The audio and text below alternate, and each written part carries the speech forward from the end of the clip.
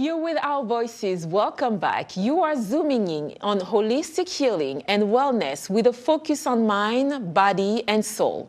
Now here with us is Miss Avalaura Gaither, a healer and life coach with a holistic approach by using energy healing and meditation. She's the founder and CEO of Avalaura's Healing Center in College Park, Maryland.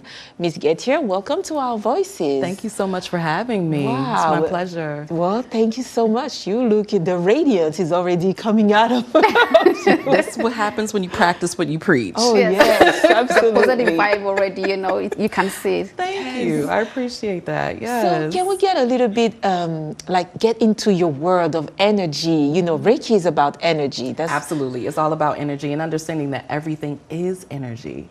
Right? And so it's something that's really sort of commonly dismissed in this culture. Reiki comes out of the Japanese culture. That's where it originated. And so understanding that in order to heal, you have to get beyond the physical, the mental, the spiritual, but also the energetic as well. So tapping into people's energy to heal. Just like, you know, you walk into a room, right? And you're like, oh, I don't like the way it feels in here, right? I don't like that vibe. Or, oh, I met this person. Oh, wow, they're really awesome. I really love them. I don't know them, but there's something about them that I really like. You're tapping into energy all the time and don't even realize it. Yeah, well, definitely get into that more. But before we continue our conversation, as they said, we tend to rely more on medicine when there are, you know, different approaches and alternatives to healing. Absolutely. So what are some of these techniques, and like how do you put your mind into, you know, deep into yourself and focus on your energy? How does it work? Tell us. So Reiki is a form of hands-on healing. So using energy to heal. So if you think about it, the sun is energy. The moon is energy, right? Your food is energy. So we consume these things for different purposes, for nourishment, sun, vitamin D. So it's the same thing. We can channel energy using energy that we innately have. And I'll show you an exercise so you can see what I'm talking about. But you're using that energy to heal. And it's something that's passed down from teacher to student. And so you work with a Reiki master teacher like myself who teaches you the techniques, and then you can actually use it in your everyday life. So I heard you saying something about, I don't have time to, you know, get that 60-minute massage, right? We don't have time for self-care. But if you learn how to do Reiki, you can do it for yourself. Oh, so you can do it for yourself. You don't even have to. For yourself, your friends, your family. In fact, a lot of my students would actually learn Reiki because they had either themselves or loved ones who had cancer or something like that, and they actually wanted to use Reiki for their cancer treatments. Oh, wow. Okay. I would like to try some. Absolutely. What can we do today? What can we learn? Let me show you a quick exercise just so you understand energy, right? You can actually feel it, and you all can do it at home as well. So you just take your hands and rub them together really quickly. Just very briskly. You don't need to do this for a long time, a few seconds. And then when you take your hands away, do you feel anything there in between? Magnetic. So that's energy. So this is the energy that we have within us. We just don't tap into it. We don't use it.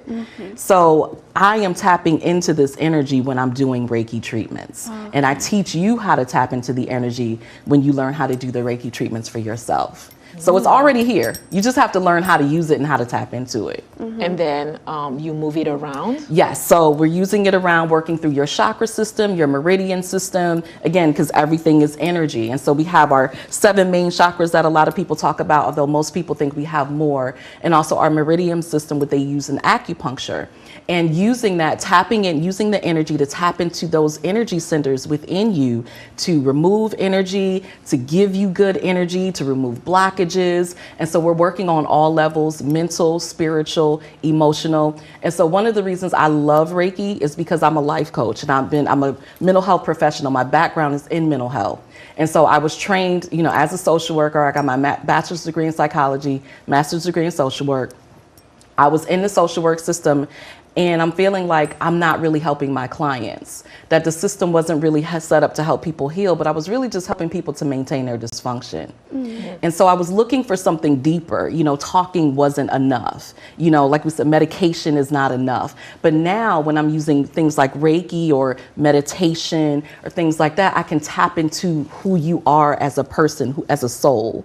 You know, I can tap into those parts of you that we don't normally tap into ourselves. We're living our lives, you know, working, with our families, things like that. We're not sitting there and say, you know what, I need to just tap into my soul right now, or tap into what's going on with me, or take some time to self-reflect. But when I'm doing Reiki or when I'm assisting you with that, that's when you have a moment to do that. You can go within yourself, so you can tune all this stuff outside of you and tune into yourself. So you use the combination of your psychological background and your Reiki? Yes, and I love that, because what happens is we can talk, but then also then the Reiki is understanding that our body holds on to energy, to trauma, to negative emotions, right? And so even though we're talking and we're processing, it's the Reiki that's helping to remove what's in our bodies, what we're holding on to.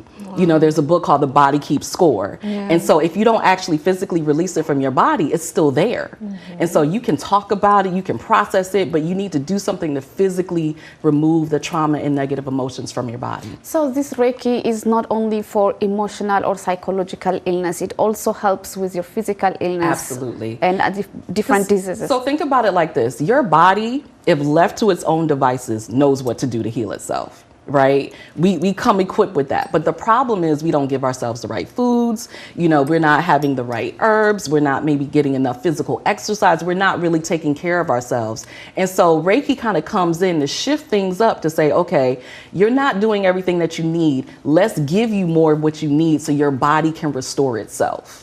So if you think about when you get a scab, like you hurt yourself, you cut yourself, if you leave it alone, it'll heal up on its own. It might not do the best job, right? If you don't have, you know, put something on it to make sure that it's clean, but it can heal up on its own. And so Reiki is helping your body to do what it can naturally do on its own, but it's giving you that extra energy, that extra, you know, oomph, if you will, to help you to do that. Yeah, so we definitely need to make time for it. Yeah, absolutely. I definitely need to go to her class. Yeah, I have a retreat coming up in Morocco in November. Okay. So yes, you are certainly all invited. Well, thank you so much.